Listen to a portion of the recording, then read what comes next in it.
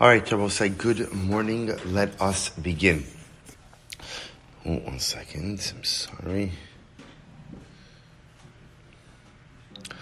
All right, let's begin. So we are continuing in Mir Hashem this morning in Tzidkas Hatzaddik in Os Samich Beis. So we left off yesterday with the Rebbe now is talking about the Midah of Chasidus.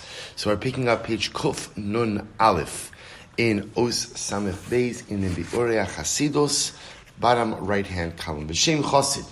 So says the Rebbe, so what is the Midah of being a Chasid? She'eno mis'ave l'shum taiva me'inyonei ha'olam hazeh zulas ma sherotzin Hashem yisbarach. So we'll say this is quite a profound midah that the Rebbe is describing over here. The midah of Chasidus is where a person desires nothing other than to fulfill the will of Hashem. So all of my particular personal desires, all of my human desires are somehow sublimated, are somehow relegated to a secondary status, a secondary tier, in light of the Ribono Shel Olam's Ratzon. So we'll say, so the truth is, this concept is espoused in Pirkei Avos, where the Mishnah says, Aseh Ritzoncha Ritzono. Make the Ratzon of Hashem your Ratzon. Right? I mean, so many times in life, we have this struggle, right? And the struggle is between what I want and what HaKadosh Baruch Hu wants from me. And often they're two very different things. What I want, I'd like to do A, B, C, D, and E. And HaKadosh Baruch Hu sometimes tells me, you can't do A, B, C, D, and E. But not just that, he wants me to do E, F, and G. He wants me to be doing something totally different.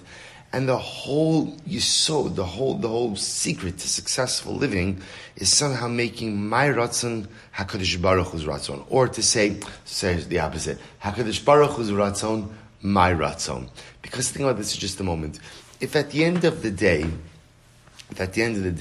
what I want out of life is always in conflict with what HaKadosh Baruch Hu wants from me, at a certain point in time, I'm just going to stop doing it. Because no one wants to live in a constant state of conflict, right? No one wants to constantly be putting their own wants and needs on the side, even for the sake of some higher power. Spiritual success comes in life when I make HaKadosh Baruch Hu's Ratzon my Ratzon. I'll just give you an example of this, which is actually, it's a little bit of a different kind of example. You know, when the Torah says that Hashem placed Adam Arishon in Gan Eden. So the Torah says, Vayikach es ha'adam, vayanicheu began Eden. So Rashi says, Vayikach, Hashem took Adam, lakcho bidvarim. Hashem took Adam with words. With words. Now, it's interesting because that's not the Pashat Pshat, right? The Pashat Pshat is that what happened? Hashem took Adam. Either he physically lifted Adam up and placed him in Gan Eden, or he gave a command to Adam, you must go to Gan Eden. But yet Rashi goes out of his way to say, no, Vayikach means lakcho b'dvarim. He took him with words. And the Maharal in Gur Aryeh says something so profound. He says, HaKadosh Baruch Hu wanted Adam to want Gan Eden. He wanted Adam to want it. So the problem just is, could HaKadosh Baruch Hu take Adam and place him in Gan Eden? Could HaKadosh Baruch Hu lift him up and place him or command him? Of course, but then you don't have his buy-in. And if you don't have his buy-in, he's not vested. He's not vested. That's why Rashi understands Vayikach is lakcho b'dvarim. Adam, let me tell you about Gan Eden. Let me tell you about Gan Eden. Let me tell you about this place. Let me tell you how spectacular it is. Let me tell you how amazing it is. Let me tell you how happy you're going to be when you live your life there. Would you like to go? Would you like to go? And of course, Adam Arishon says, yes. We'll say a very profound idea that ultimately, again, HaKadosh Baruch Hu did not need to do this. The good thing about being God is you say stuff and people have to listen, or at least they're supposed to listen. Right? So HaKadosh Baruch Hu just said to Adam, go. But he wanted Adam to be vested. And I will say this becomes the yesod of the chassid as well. You see, my goal in life is that I want HaKadosh Baruch Hu's ratzon to become my ratzon. I don't want to live in conflict. I don't want it to be that I'm living 120 years and there's this constant tug of war between what God wants from me and what I want from me. I don't want that. Instead, what I really want is Aseh Ritzoncha, Ritzono, Ritzoncha. I want to make HaKadosh Baruch Hu's will my will. I want us to be on the same page. God, I want it to be that what you want for me out of life, I want for me out of life. So says Rabbi Tzaddik something amazing. He says, Shem Chassid. What's the Chassid? The Chassid ultimately, again, is a person who just wants the Ratzon Hashem. The Chassid is a person ultimately, again, whose Ratzon, whose will of life, whose what he wants, is the same thing that HaKadosh Baruch Hu wants for him. That's the level of Chasidus.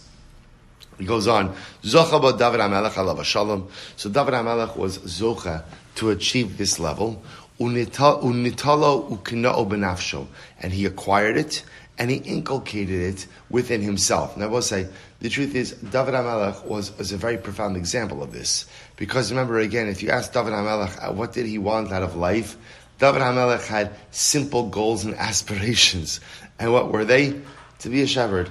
That's all he wanted. He did not want anything more complex, anything more complicated, anything more profound out of life, right? All he wanted out of life was to be a shepherd and to have a sense of connection with the Ribono Shel Olam.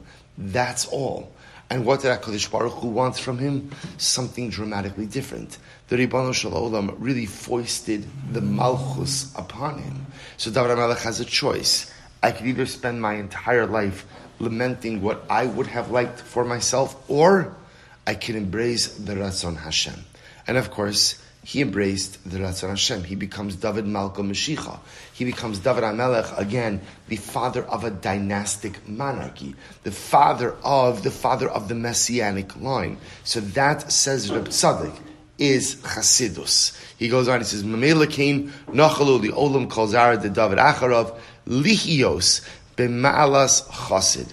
Ukakasa ba'acharis hayamim v'sabda ha'aris mishpachas beis David levad shetiyeh mishpacha zu sofedes lachud b'pnei chashivusa miyuchedes la'asid v'hu mitzad ma'alas David HaMelech. And says Reb Tzaddik, and in the future, well, leaving aside the future, he says, so once again, remember, Rabbi Silber has the same model for everything. You have an individual who acquires a particular midah, and then what happens? That individual inculcates that midah within his mishpacha, within his family, and once that midah becomes accessible to that particular mishpacha, then what occurs? Then ultimately, again, it becomes the purview, or it becomes accessible to the rest of Klal Yisrael. So we'll say the progression of this midah of Chasidus. And by the way, once you know that this is the midah of David HaMelech, you actually see this concept throughout Sefer Tehillim. It's actually quite beautiful and amazing to see the reference to this notion of Chasidus over and over and over. Aseh ritzono ritzon cha. I don't want to live in conflict.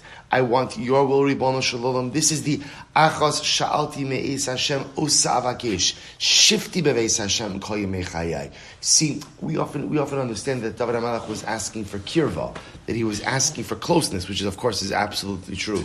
But he was asking for something more than closeness as well, which was he was asking Ribono Shel Olam, I don't want to live in a constant state of conflict. Instead, I want to figure out a way to make your ratzon my ratzon. And I both say that becomes the active pursuit of every single Jew.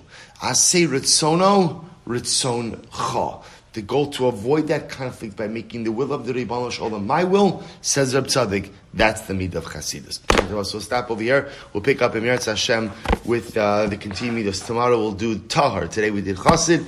Emirat Hashem tomorrow Tar. Shkoyach.